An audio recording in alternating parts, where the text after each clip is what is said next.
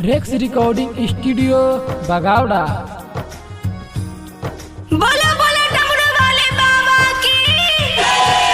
आप सुन रहे हैं डीजे दिलीप शर्मा को। अभी लेना होटल लॉकडाउन, लागता कि बीत जाई सावन। फेरी दोनों जर भोलेनाथ हो, आ गइल महीना देखी पावन, आ गइल महीना देखी पावन। अभी लेना टूटल लॉकडाउन, लागता कि बीत जाई सावन। फेरी दोनों जर भोलेनाथ हो, आ गइल महीना देखी पावन। एतने बातो हो से अरगिया हो, एहो भोले बाबा टूट जाई वादा।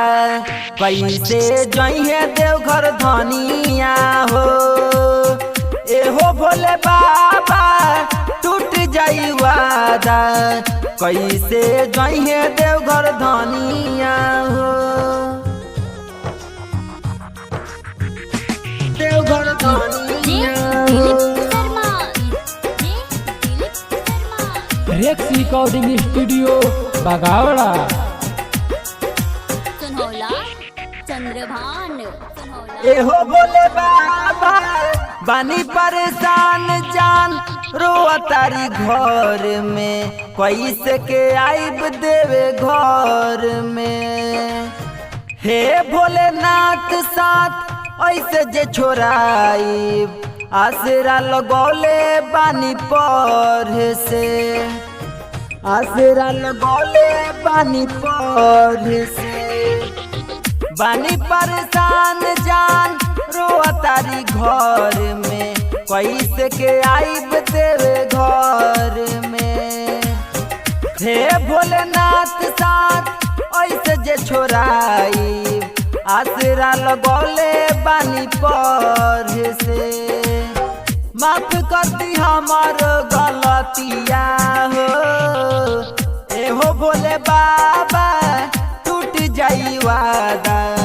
कैसे जइहे देवघर धनिया हो, एहो भोले बाबा टूट जाई वादा।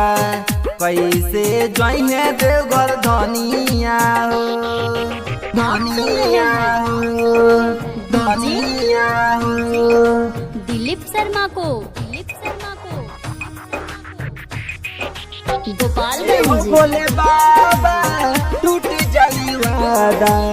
कैसे जइहे देवघर धनिया हो, दया शंकर छोटे जल कैसे चढ़ाई है। फसल बारे बीच मझधार में, साथवा में बारे मोहन मुरलिए बाबा। बात कहता रे बड़ी प्यार से, बात कहता रे बड़ी प्यार से। प्रेम दीवाना जल कैसे चढ़ाई है। फसल बारे बीच मझधार में, साथवा में बारे मोहन मुरलिए बाबा। कहता रे बात बड़ी प्यार से, सुखता ना अखिया के लोरावा हो, एहो भोले बाबा टूट जाई वादा। कैसे जइहे देवघर धनिया हो, एहो भोले बाबा टूट जाई वादा। कैसे जइहे देवघर धनिया हो। अभी लेना टूटल लॉकडाउन, लागता कि बीत जाई सावन। फेरी दोनों जर भोलेनाथ हो, आ गइल महीना देखी पावन। तने बतो हो से अरगिया हो, एहो भोले बाबा टूट जाई वादा। कैसे जइहे देवघर धनिया हो, एहो भोले बाबा टूट जाई वादा कैसे जइहे देवघर धनिया हो।